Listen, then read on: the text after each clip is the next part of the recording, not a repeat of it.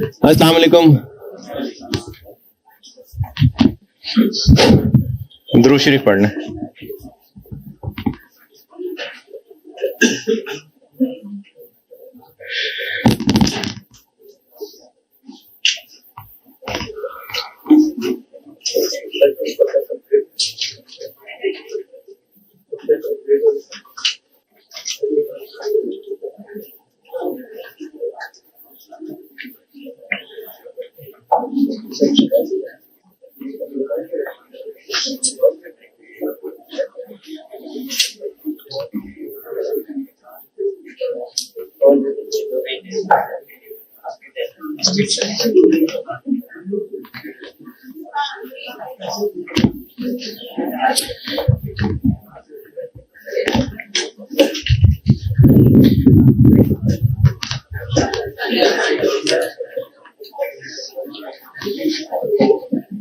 Cost का result कितना है?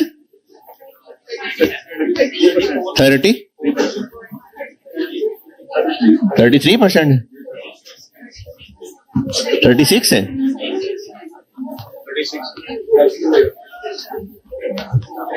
अच्छा,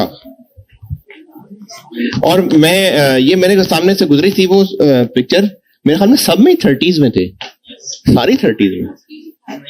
हाँ, वो MFA 40 में था शायद। 54 कौन सा था? MFA का रिजल्ट बहुत अच्छा होता है वैसे, MFA का रिजल्ट अच्छा ही होता है?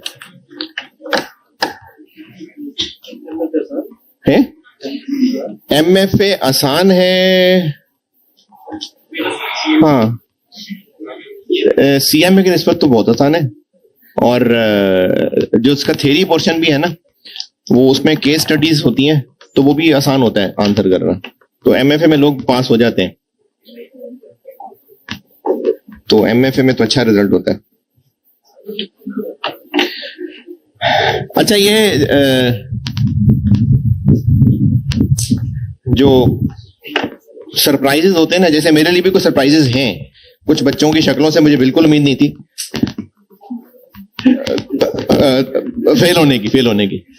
फेल होने की। तो सरप्राइजेस हैं, और कुछ बच्चों के पास होने की भी बिल्कुल उम्मीद नहीं थी, तो वो भी सरप्राइजेस हैं। और वो भी जब पता चला कि दोनों पास हो गए तो और सरप्राइज हुआ कि FAR 1 भी पास हो गया, कॉस्ट भी पास हो गया। तो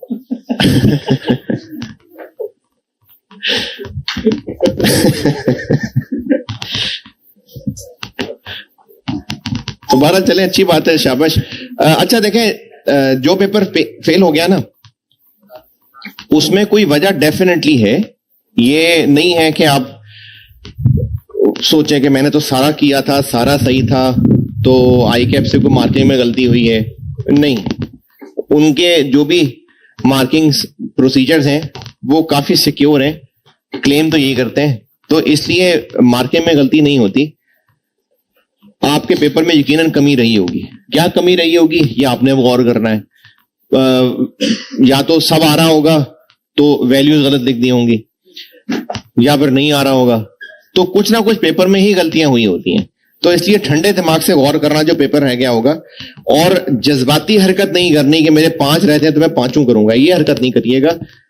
3 बिल्कुल मुनासिब होते हैं, किसी के 4 रहते हैं, वो चारों को रखना चाहे तो उसकी मर्जी है, लेकिन ज्यादा जज्बाती हरकत नहीं करना, क्योंकि फरवरी 28 दिन का होता है 2026।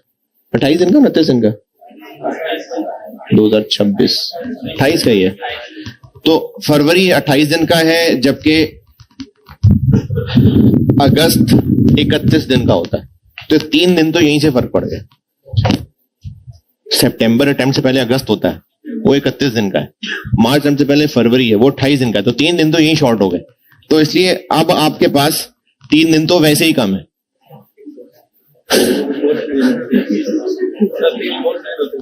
3 दिन बहुत होते हैं, आखिरी 3 दिन तो बहुत होते हैं। लेकिन यह है कि सर्दियां हैं, लंबी रातें हैं, और आप जो भी अपना पढ़ाई का प्लान बनाएं, तो बस जज्बाती हरकत नहीं करना, जो अपने आप के हिसाब से बेस्ट बनता हो, और मशवरे बिल्कुल करिए, जरूर मशवरे करिए, लेकिन उन स्टूडेंट से भी मशवरे करिए जो पास हुए हैं, सिर्फ उनसे नहीं जो फेल हुए जा रहे हैं और आप ही की गाइडेंस के लिए उन्होंने अपनी जिंदगी लगा दी है कि आपको चूंकि गाइड करना होता है सीनियर बन के, तो वो फेल हुए जा रहे हैं। क्यों? क्योंकि वो आप लोगों को गाइड कर सकें। तो सिर्फ फेल होने वालों से मशवरा ना करिएगा, क्योंकि टीचर से तो मशवरा करते ही हैं बच्चे, लेकिन बच्चे ज्यादा भरोसा करते हैं अपने से सीनियर्स पे। नेचुरल सी बात है, ज्यादा सीनियर्स पे भरोसा कर रहे होते हैं। तो पास होने वालों से मशवरा करिएगा, फेल होने वालों से नहीं, क्योंकि एक तो वो मायूस करेंगे। ये जो मायूसी होती है ना, ये कॉन्फिडेंस खत्म कर देती है। तो जो लोग पास हुए हैं उनसे जरूर मशवरा करें, टीचर से भी कर लें, बच्चे मशवरे कर रहे होते हैं, तो सोच समझ के अगले पेपर्स का डिसाइड करें। इन 2-3 छुट्टियों में आपने पढ़ा तो खूब होगा, क्योंकि फ्राइडे सैटरडे संडे तीनों दिन आपने देखे ना, खुशियां भी मना रहे होंगे तो एक दिन में बस हो गई होगी आपकी, और रोए भी होंगे तो वो भी एक दिन बहुत होगा। तो पढ़ा तो आपने खूब होगा, लेकिन ऐसी बस इखलाकन में रीकैप दे देता हूं, वरना तो आप सारा पढ़ के आए ही हैं।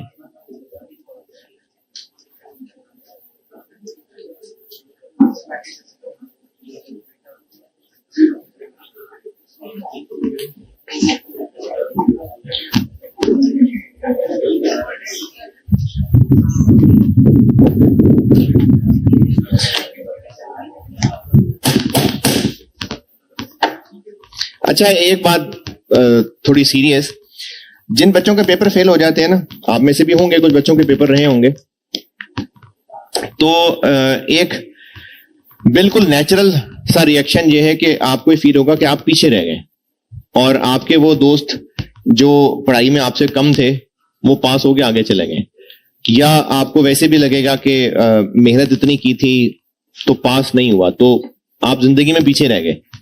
ये नेचुरल सी बात है, इसमें कोई दूसरी राय नहीं है। आपको बिल्कुल दुख भी हो रहा होगा, गुस्सा भी आ रहा होगा, आप गालियां भी दे रहे होंगे आई कैप को, ये सब नेचुरल रिएक्शन है। लेकिन इससे जल्दी बाहर आकर अब आगे क्या करना है इस पे फोकस करना, क्योंकि अगर अपने आप को कोसते रहेंगे ना तो उस कोसने से, बुरा भला कहने से प्रॉब्लम्स हल नहीं होती हैं।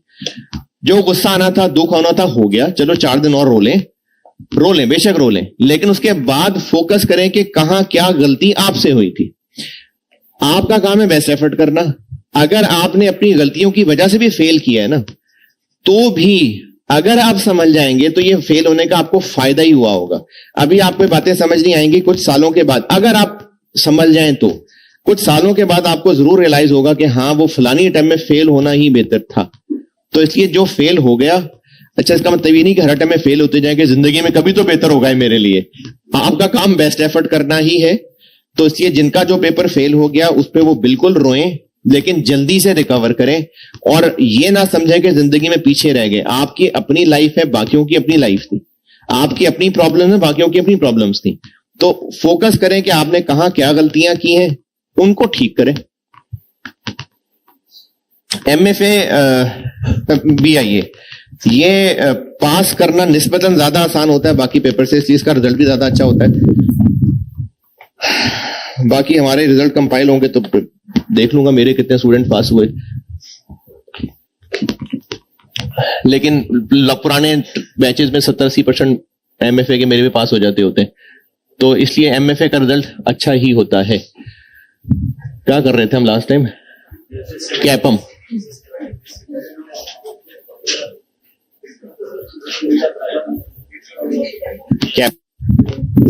कैपम का रीकैप दे देता हूं, फिर उन सारी बातों को जोड़ता हूं आपस में।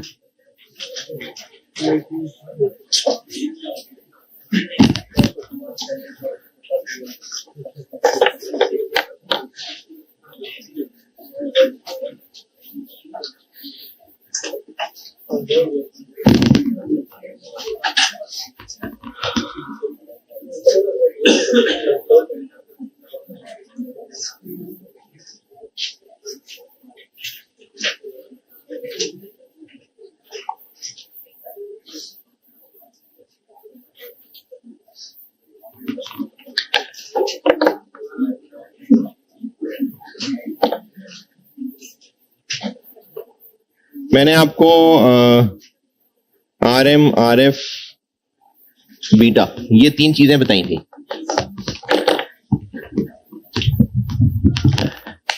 आरएफ वो इन्वेस्टमेंट जो रिस्क फ्री है, जो कि गवर्नमेंट स्कीम्स ही होंगी, वहां से इन्वेस्टर जितना कमा लेगा वो आरएफ है।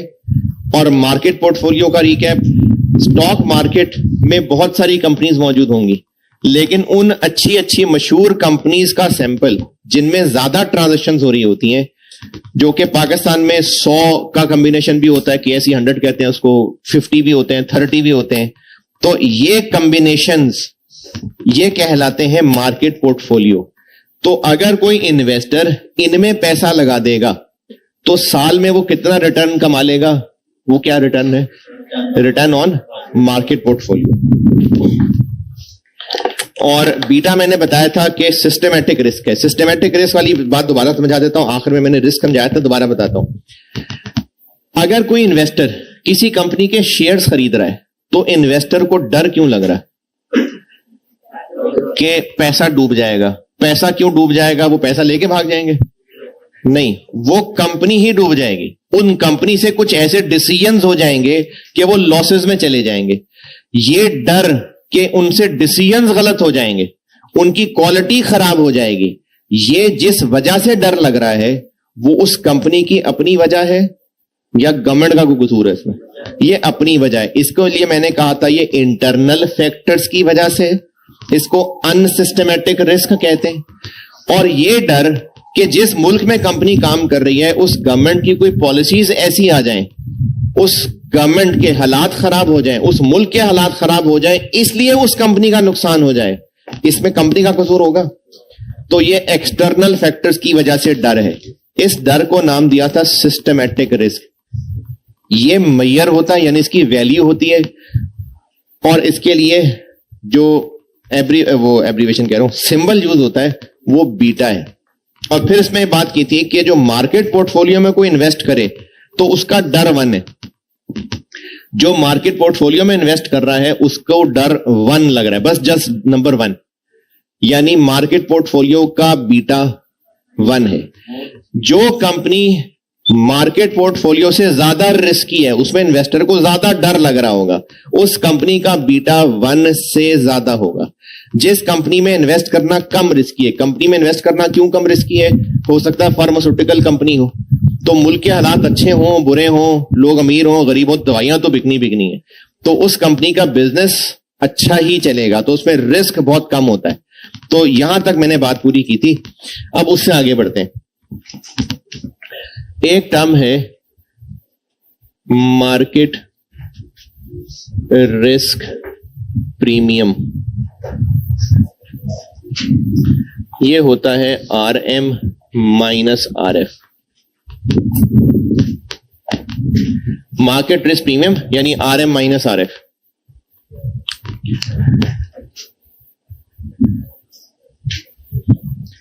अगर RF 6% है, RM 15% है, अगर कोई गवर्नमेंट की स्कीम्स में इन्वेस्ट करेगा तो उसको 6% रिटर्न मिलेगा RF। अगर कोई मार्केट पोर्टफोलियो में इन्वेस्ट करेगा तो उम्मीद है कि 15% कमा लेगा। यहां रिटर्न ज्यादा क्यों है? रिस्क ज्यादा है। अगर मार्केट पोर्टफोलियो में रिस्क ना होता तो मार्केट पोर्टफोलियो से भी रिटर्न कितना कमाता? 6% ही कमाता। तो रिस्क की वजह से एडिशनल कितना है? 9%। रिस्क की वजह से एडिशनल कितना है? Risk premium. तो 9% को मार्केट रिस्क प्रीमियम कहते हैं, 15% माइनस 6%। तो मार्केट रिस्क प्रीमियम है RM RF से कितना ज्यादा है? चलें अब आखिरी बात, इन सब को जोड़ते हैं। कैपम जिस बुजुर्ग ने बनाया, उस बुजुर्ग ने अपनी बात को फार्मूले की शक्ल ऐसे दी। ये ना कोई बाबा जी हैं जो कैपम बना के बेचते हैं। एक इन्वेस्टर इनके पास गया, उसने कहा कि बाबा जी मैं ना कंपनी X में पैसे लगाना चाह रहा हूं, तो मुझे उससे कितना रिटर्न कम से कम मिलना चाहिए। इन्होंने सोचा आंखें बंद करके, फिर कहा कि अच्छा इस कंपनी का रिस्क कितना है? उन्होंने कहा जी बीटा जो है ना इसका 1.4 है। अच्छा RM कितना है? RM जो है ना वो 16% है, RF बल्कि चलो पहले 2 करते हैं, RF 7%। बीटा 2 का मतलब है कि ये कंपनी मार्केट से डबल रिस्की है ना, तो फिर इससे कितना रिटर्न मिलना चाहिए? कितना? 14%, 32%। दोबारा देखें, कंपनी एक्स है कोई जो कि मार्केट से डबल रिस्की है, तो मार्केट से अगर रिटर्न 16% मिलता है तो उस कंपनी में इन्वेस्ट करके कितना रिटर्न मिलना चाहिए? 30? कैसे 32? तो ये तो फिर हर बच्चे ने बता दिया, तो बाबा जी का क्या फायदा हुआ? तो इसलिए ना 32 नहीं है, 32 नहीं है। इसका डिफरेंस कितना है? 9%। अगर मार्केट में रिस्क ना होता तो मार्केट से भी कितना रिटर्न मिलता? 7। मार्केट से ज्यादा क्यों मिल रहा है? कंपनी एक्स में इन्वेस्ट करना मार्केट में इन्वेस्ट करने से डबल रिस्की है, तो कंपनी एक्स का रिटर्न इसको डबल करूं कि इसको डबल करूं? इसको डबल करेंगे। तो ये बाबा जी ने एक फार्मूला बनाया कि जिस कंपनी में आप इन्वेस्ट करना चाह रहे हैं तो पहले ये तो कैलकुलेट कर लें कि इससे रिटर्न कितना मिलना चाहिए। तो ये जो कैपम का फार्मूला बाबा जी ने बनाया ना, ये बनाया है रिक्वायर्ड रेट ऑफ रिटर्न निकालने का फार्मूला। अगर कंपनी एक्स रिस्क फ्री होती तो कंपनी एक्स से भी कितना मिलना चाहिए था? 7%। लेकिन चूंकि इसमें रिस्क है और मार्केट से डबल रिस्की है, तो 7% से कितना ऊपर मिलना चाहिए? 9% का डबल। ये वाली बात दोबारा सुने, अगर कंपनी एक्स में रिस्क शेयर होल्डर इन्वेस्ट कर रहा है तो उसको रिटर्न क्या मिलेगा? डिविडेंड मिलेगा एंड कैपिटल गेन होगा, ये उसका रिटर्न है। इसको अगर वो साल में कैलकुलेट करना चाहे कि आज एक शेयर कोई 40 रुपए का खरीदे, उसको एक साल में डिविडेंड मिले 3 रुपए और शेयर की प्राइस 5 रुपए बढ़कर 45 रुपए हो जाए, तो कैपिटल गेन में उसको 5 का फायदा हुआ, डिविडेंड 3 रुपए मिला, तो इस इन्वेस्टर ने 20% रिटर्न कमाया। ये मतलब है रिटर्न का कि एक साल में उसको शेयर में इन्वेस्ट करने के बदले फायदा क्या हुआ, ये उसका रिटर्न है। कंपनी एक्स अगर रिस्क फ्री होती तो इन्वेस्टर को इससे कितना मिलना चाहिए? लेकिन रिस्क फ्री नहीं है तो 7 से ज्यादा मिलना चाहिए। RM 7 से ज्यादा क्यों है? क्योंकि मार्केट पोर्टफोलियो में रिस्क है, और मार्केट पोर्टफोलियो में कितना रिस्क होता है? 1। मार्केट पोर्टफोलियो में रिस्क की वजह से कितना ज्यादा मिलना चाहिए? 9। और कंपनी एक्स चूंकि मार्केट से डबल है,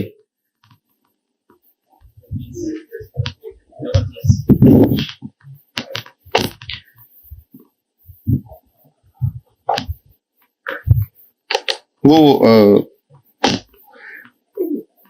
कुछ कार्टून्स में ना जो एनिमल कैरेक्टर होते हैं वापस में बात कर रहे हो, लेकिन उस कार्टून में कोई इंसान भी हो, तो वो एनिमल कैरेक्टर जो बात कर रहे होते हैं वो तो इंग्लिश में डायलॉग ही बोल रहे होते हैं, लेकिन जो इंसान खड़ा उनको सुन रहा होता है ना, बाज वक्त कुछ कार्टून में ऐसा होता है कि उस इंसान के पॉइंट ऑफ व्यू से दिखाते हैं, तो वो जो एनिमल कैरेक्टर करके बोल रहे होते हैं। तो मैं आपको करता नजर आ रहा हूं ना इस वक्त आपको कुछ नहीं पता था मैं क्या बोल रहा हूं।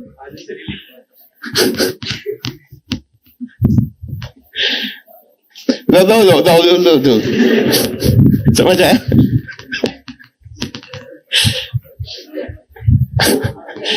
कंपनी एक्स एक कंपनी है, उसका बीटा 2 है। अच्छा, ये जो मैं आपको यहां समझाने की कोशिश कर रहा था ना, मुझे आपकी शक्लों से अंदाजा हो रहा है कि मैंने बिल्कुल अच्छा नहीं समझाया, मैं दोबारा कोशिश करता हूं। कंपनी एक्स कोई कंपनी है, अगर कोई इन्वेस्टर इसमें इन्वेस्ट करना चाहे तो उसको कितना रिटर्न कम से कम मिलना चाहिए। मैं ये सारी डिस्कशन ना इस फार्मूले पे कंक्लूड करना चाह रहा हूं। अगर कोई कंपनी जिसका बीटा 1 होता तो उस कंपनी नहीं, अगर कोई कंपनी जिसमें रिस्क ही ना होता तो उस कंपनी में इन्वेस्टर को कितना रिटर्न मिलना चाहिए था? 7। यहां तक बात समझ आई कि ये भी नहीं। क्यों 7? क्योंकि 7 रिस्क फ्री रेट है। इस मुल्क में अगर इन्वेस्टमेंट ऐसी जगह की जाए जहां रिस्क नहीं है तो इस साल की फिगर्स ये हैं कि 7% रिटर्न मिल जाता है। मैंने अखबार से नहीं देखा, खुद ही वैल्यूज बना रहा हूं। लेकिन अगर कंपनी एक्स में रिस्क होता और उतना ही रिस्क होता जितना मार्केट पोर्टफोलियो में है, तो 7 से कितना एक्स्ट्रा मिलना चाहिए?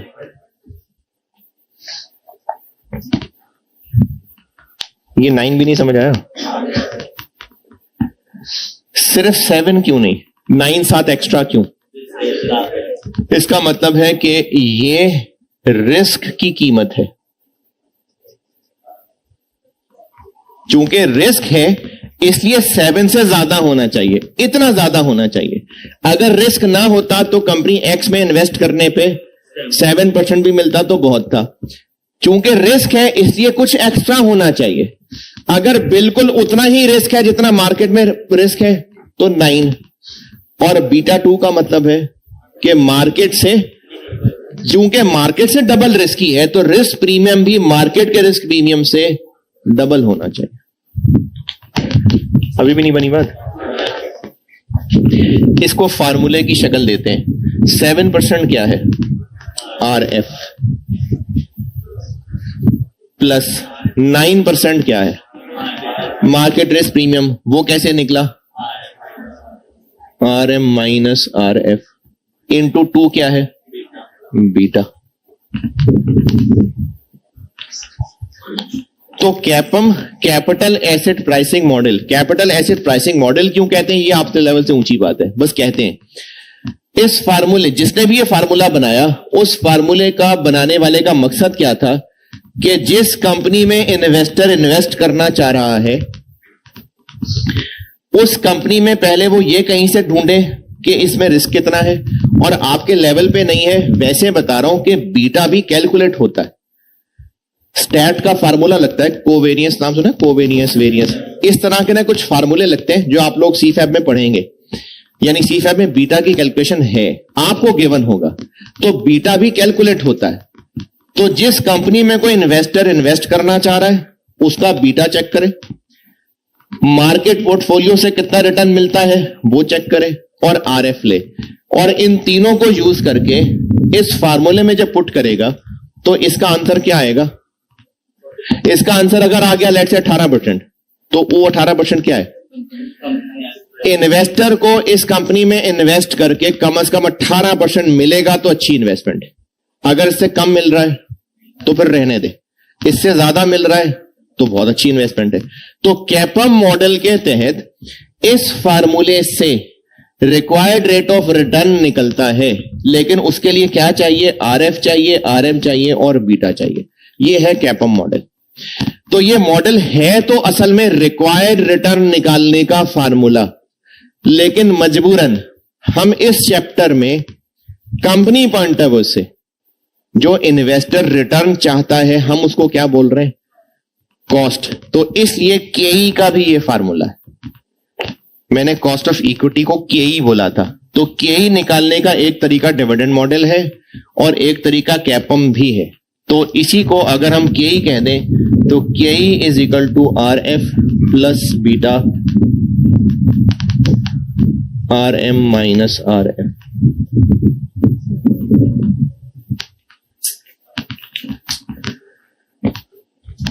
तो अगर ये पिछली कोई कहानी समझ नहीं आई तो फार्मूला ये है, ये फार्मूला लगाना आना चाहिए।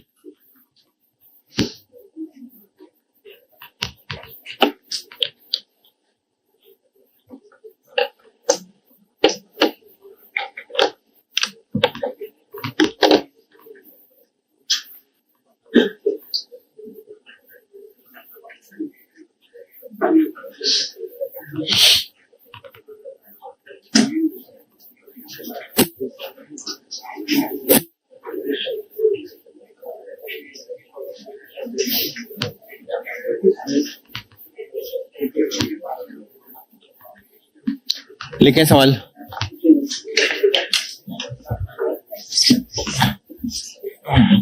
अच्छा, ये ना बेशक बीटा के साथ लिख लें या यहां लिख लें, इसका एक नाम और है, इसको इक्विटी बीटा भी कहते हैं। इक्विटी बीटा, बीटा को इक्विटी बीटा भी कहते हैं। एसिड बीटा, डेट बीटा भी होता है, लेकिन वो सी टाइप में होगा। आपके लिए यहां पर इक्विटी बीटा ही है।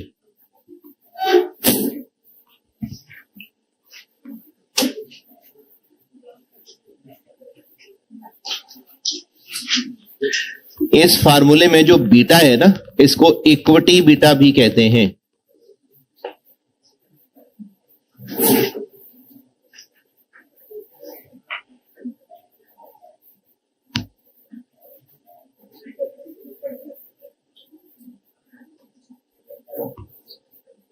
ये नोट कर लिया? चलें सवाल लिखें। RF 5% है, RM 12% है, RF 5% है 5%, RM 12% है 12%, और equity beta of company A, equity beta of company A 1.35 है, 1.35। कंपनी का के ही बता दें।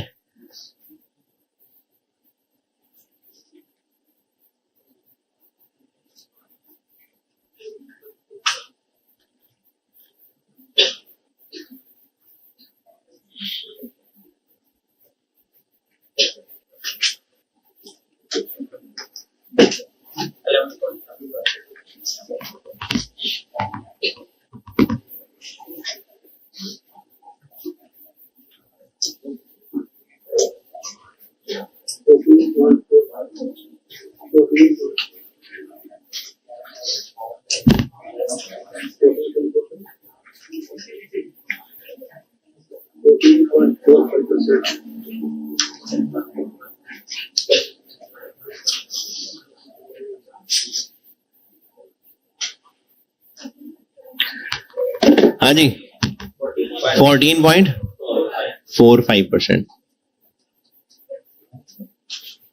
ये तो हो गया होगा सबसे। चलें और लिखें सवाल। Return on treasury bills, return on treasury bills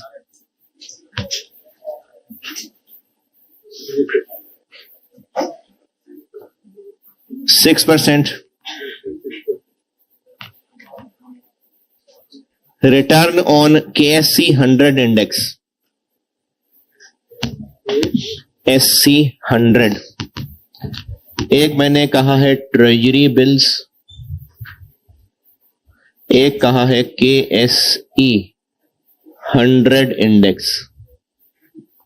Karachi stock exchange 100, Karachi stock exchange की top 100 companies, KSE 100। Return on KSE 100 index 14%, 14% equity beta of company B 1.15। क्या ही बताएं इसका?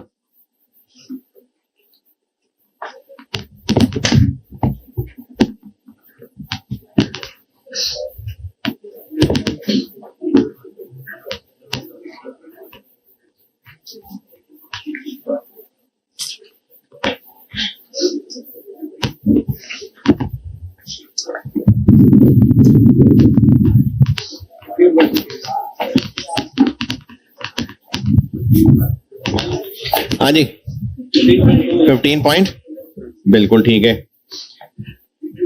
चलें एक और लिख लें।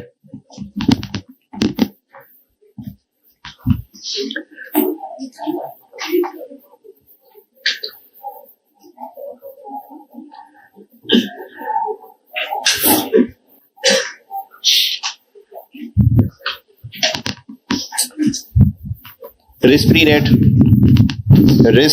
Rate 5%, 5%. Market risk premium 11%. Market risk premium 11%.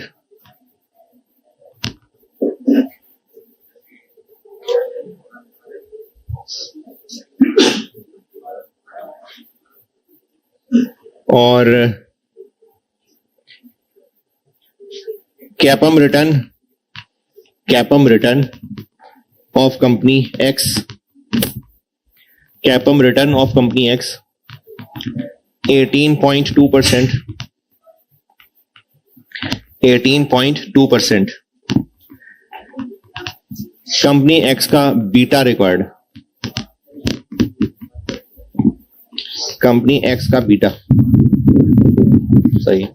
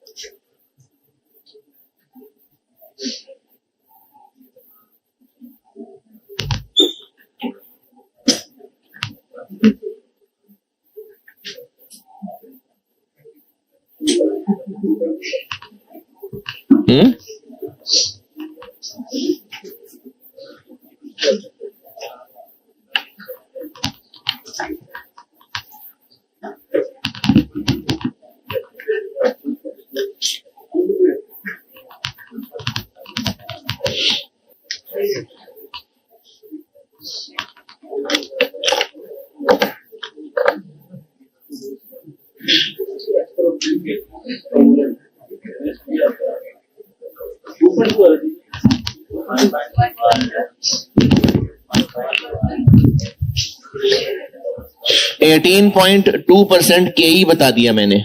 RF 5% plus beta पता नहीं इंटू 11%. 11 माइनस 5 नहीं, मैंने आपको ऑलरेडी RM माइनस RF ही 11% बताया, मार्केट रिस्क प्रीमियम बताया, तो यहां से बीटा आ जाएगा 1.2.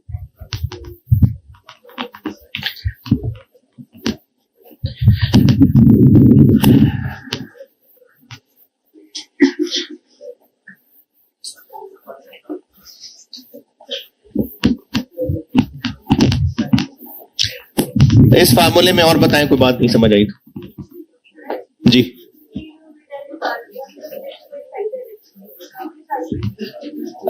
कैपम के मुताबिक ये एक ही फैक्टर है, और भी रिस्क होते हैं तो उसके लिए और मॉडल हैं, वो कैफ में नहीं है. आर्बिट्राज मॉडल एक होता है, वो कैफ में नहीं है, तो और भी मॉडल हैं, लेकिन ज्यादा मशहूर कैपम है.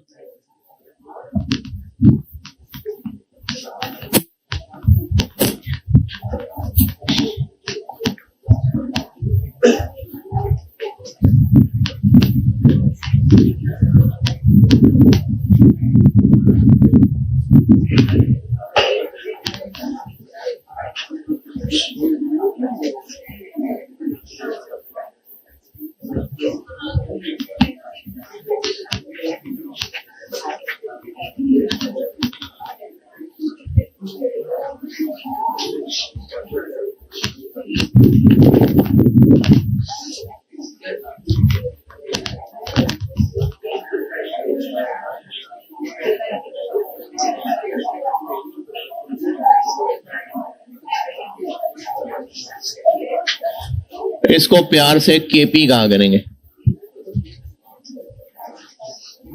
Cost of preference shares. Cost of preference shares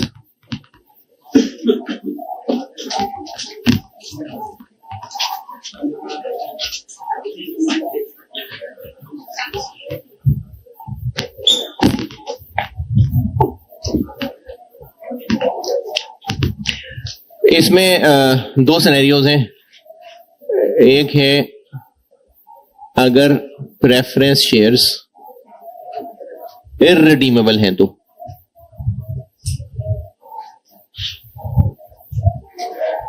preference shares अगर इररिडीमेबल हैं,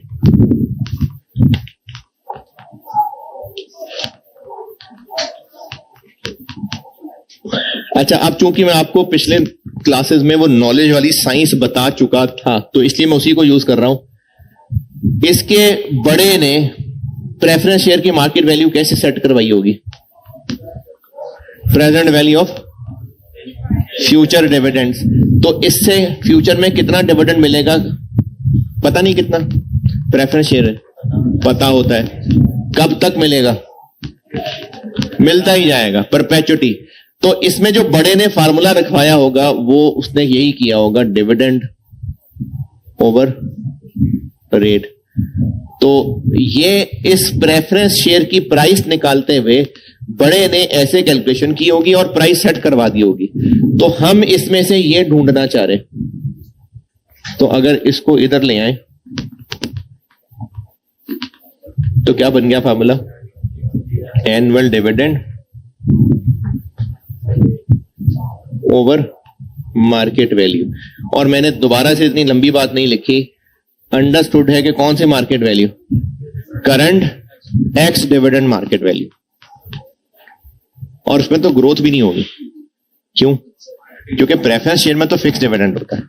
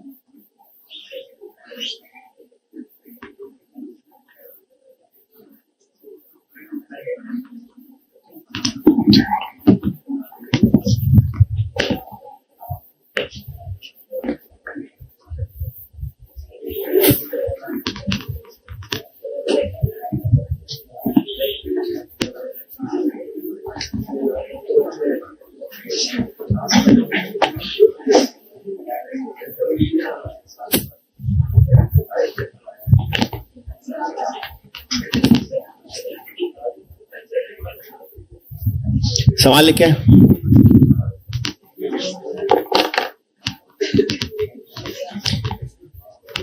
9% सवाल है, 9% प्रेफरेंस शेयर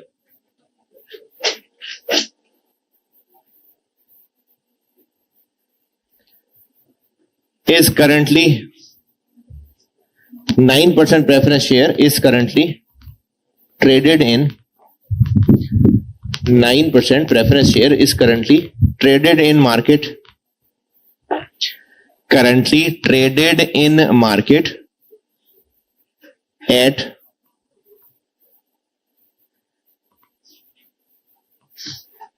124 रुपए।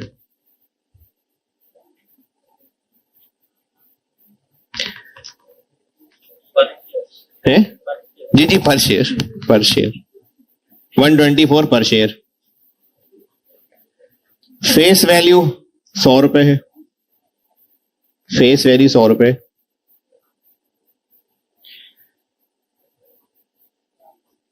प्रेफरेंस शेयर्स इररिडीमेबल हैं, इररिडीमेबल।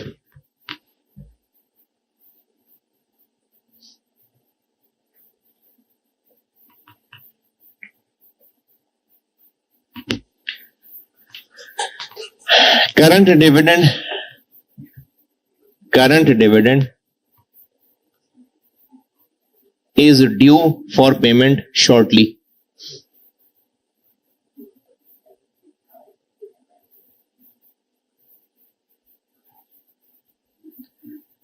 केपी बता दें।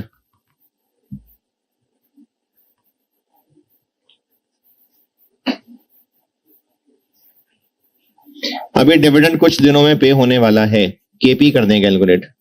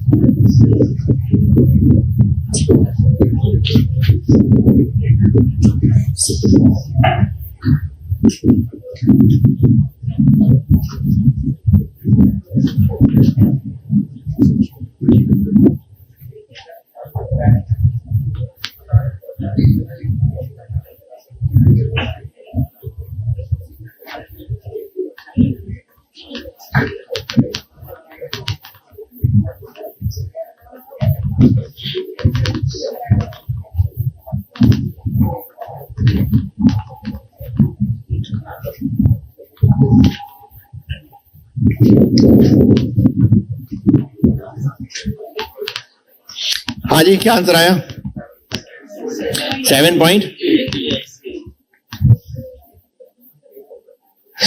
फेस वैल्यू 100 रुपए है, 9% प्रेफरेंस शेयर है, यानी 9 रुपए उन पे डिविडेंड आ गया।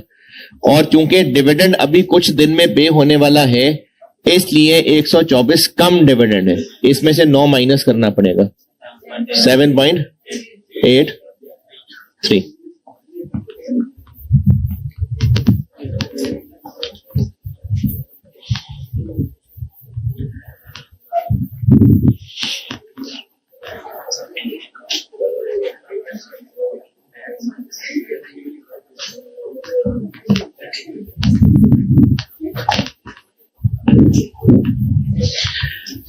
अगर प्रेफरेंस शेयर्स रिडीमेबल हैं, रिडीमेबल, तो फिर इनसे डिविडेंड कब तक मिलेगा?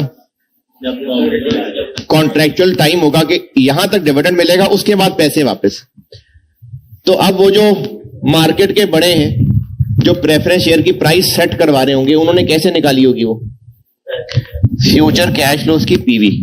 मैंने मिसाल लिया है कि एक प्रेफरेंस शेयर था जिससे 4 साल बाद खत्म हो जाना था, तो आज अगर कोई उस शेयर को खरीदेगा तो उसको 4 डिविडेंड मिलेंगे, 1 2 3 4, और चौथे साल के एंड पे रिडेम्पशन वैल्यू मिलेगी। तो अगर इनकी प्रेजेंट वैल्यू निकालनी है तो इन सब की डिस्काउंटिंग रिक्वायर्ड डेट पे, और जो आंसर आएगा वो मार्केट वैल्यू होगी। अब आप इतने अरसे से डिस्काउंटिंग कंपाउंडिंग कर रहे हैं, अगर ये रेट ना पता हो लेकिन आपको सवाल वाला ये बता दे, यानी प्रेजेंट वैल्यू बता दे, रेट नहीं पता, तो कैसे निकालें? एक तो कैलकुलेटर से निकाल लेंगे, और अगर एक और नाम पे और करें तो ये फिगर कितनी आई हुई है? इन सब की प्रेजेंट वैल्यू, इन सारे कैश फ्लोज की इस रेट पर ये प्रेजेंट वैल्यू है। इन सब कैश फ्लोज की इस रेट पर ये प्रेजेंट वैल्यू निकली हुई है।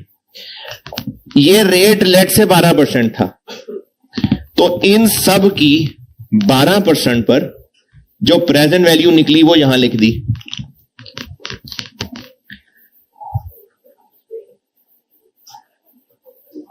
ये मैं ऐसी खुद ही से फिगर अज्यूम कर रहा हूं, 9 रुपए 9 रुपए 9 रुपए 9 रुपए और 112 रुपए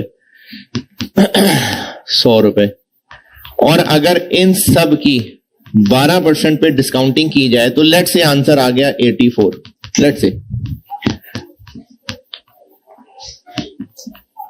अभी के अभी अगर कोई इन्वेस्टर इस शेयर को खरीदे, कितने का खरीदेगा?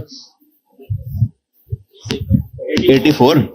तो उस शेयर होल्डर के पॉइंट ऑफ व्यू से देखें कि वो इन्वेस्ट कितने कर रहा होगा? 84। कल को क्या मिल रहा होगा? तो इस इन्वेस्टर का अगर IRR निकालें तो कितना आएगा? IRR निकालें तो कितना आएगा? 12% आएगा। पता नहीं मैं क्या क्या कह गया। अगर इन कैश फ्लोज की 12% पे पीवी निकालें और मिसाल के तौर पे आंसर 84 आ गया, अब मैंने 12% छुपा लिया। अगर अभी कोई इस शेयर को खरीदेगा तो 84 का खरीदेगा, ये हो गई उसकी इन्वेस्टमेंट, और कल को मिलेगा क्या? तो अगर वो इन्वेस्टर देखना चाहे कि मुझे इस इन्वेस्टमेंट पे IRR कितना मिलेगा, तो कैलकुलेट हो सकता है। क्या आंसर आ रहा होगा? 12 ही आएगा। क्यों 12 आएगा?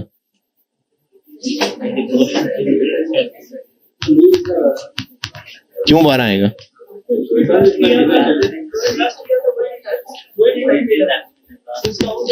अच्छा चले, जिनको नहीं समझ आ रही, ये 84 कैसे निकाला? इनकी पीवी 12 पे। अब ये इन्वेस्टमेंट रखें, ये सारे फ्यूचर कैश फ्लोज हैं। अगर 12% पे इनकी एनपीवी निकालें तो कितनी आएगी? एनपीवी कितनी आएगी? 0। अगर इन कैश फ्लोज की ये इन्वेस्टमेंट है, वो मिलना है। अगर एज एन इन्वेस्टर इसकी 12% पे एनपीवी निकालें, एनपीवी, तो 0 आएगी ना। यानी इन कैश फ्लोज का आईआरआर कितना हुआ? 12। बड़े ने ये फिगर कैसे निकाली थी? इनकी पीवी इस रेट पे डिस्काउंट करके। अब आपसे एज अ स्टूडेंट अगर ये फिगर्स बताई हो, मार्केट वैल्यू बता दी हो और ये रेट पूछा हो, तो कैसे निकालें आईआरआर? तो अगर प्रेफरेंस शेयर्स इररिडीमेबल हैं तो वो जो पहले केपी किया, और अगर रिडीमेबल हैं तो केपी इज इक्वल टू इन सब का आईआरआर, यानी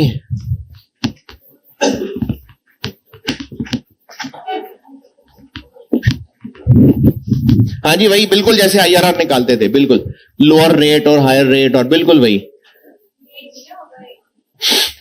कोई सा एक रेट नहीं, दोनों खुद ही अज्यूम करने होंगे। हाँ, तो डिसीजन मेकिंग में भी ऐसे ही था। अगर सवाल में आईआरआर निकालना है, नहीं बिल्कुल जरूरी नहीं है। एक सवाल ऐसा भी था जिसमें दोनों ही नहीं दिए हुए थे, एक शायद 7% रखा था, एक 17 रखा था।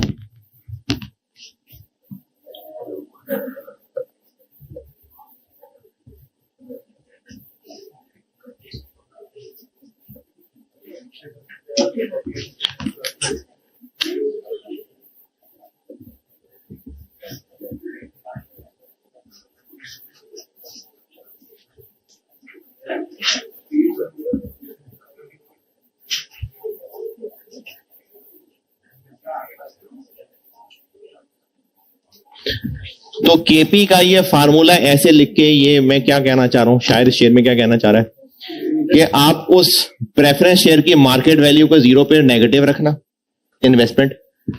ये डीडीडी क्या है? जितने साल बाकी हैं उतने कॉलम बना के ये डिविडेंड आ गया, और आखिरी वाले में रिडेम्पशन। इस शक्ल का जब आईआरआर निकालेंगे तो वो केपी होगा।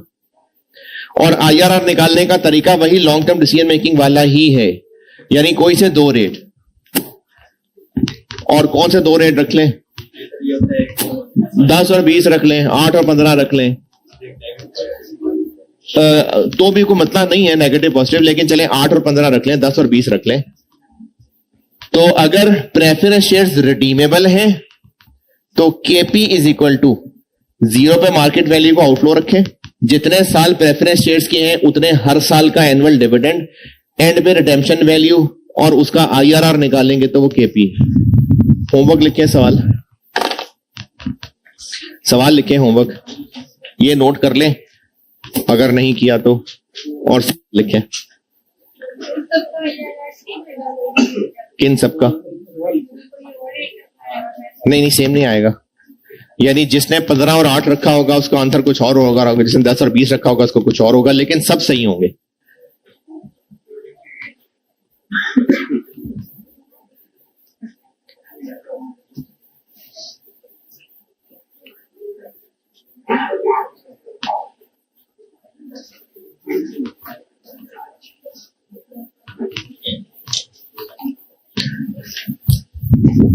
होमवर्क का सवाल है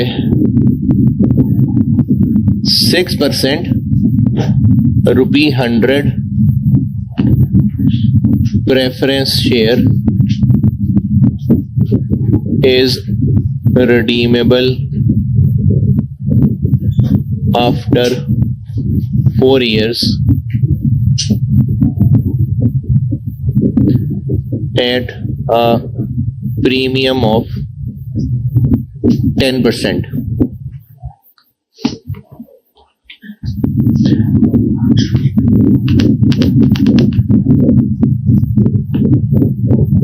Its current market value is, बताता हूं,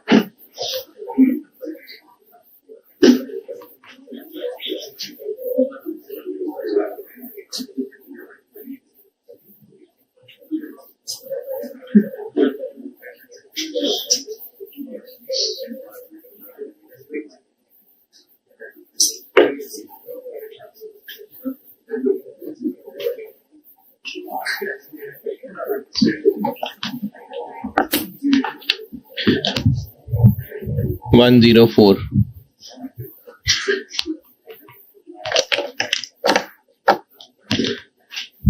और सबके अजीब अजीब आंसर ना आए और वो पहले ही अभी भी पास हुए हैं फिर परेशान हो जाएंगे, तो इसलिए मैं ही बता देता हूं कि एक बार रेट 5% रख लेना और एक बार 10% रख लेना, 5 और 10 रख के कर लेना। तो इसका केपी होमवर्क रिक्वायर्ड। चलो ठीक है जी, अल्लाह हाफिज।